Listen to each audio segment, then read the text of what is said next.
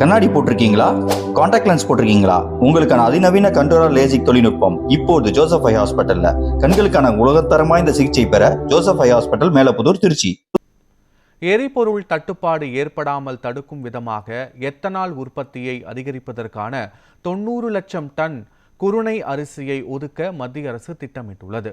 இதுகுறித்து விளக்கம் அளித்துள்ள மத்திய உணவுத்துறை செயலாளர் சஞ்சீவ் சோப்ரா, பொது விநியோக திட்டத்தின் கீழ் விநியோகிக்கப்படும் தானியங்களில் தற்போது 25% உள்ள குருணை அரிசியின் அளவை 10% குறைக்க அமைச்சரவையிடம் பரிந்துரை செய்யப்பட இருப்பதாக கூறினார். இதன் மூலம் ஆண்டுக்கு சுமார் 90 லட்சம் டன் குருணை அரிசி எத்தனால் உற்பத்திக்காக கிடைக்கும் என கூறியுள்ள சஞ்சீவ், இவ்வாறு சேமிக்கப்படும் அரிசி ஏலத்தின் மூலம் எத்தனால் உற்பத்தியாளர்கள் மற்றும் கால்நடை தீவன உற்பத்தியாளர்களுக்கு விற்பனை செய்யப்படும் என்றும் தெரிவித்துள்ளார்.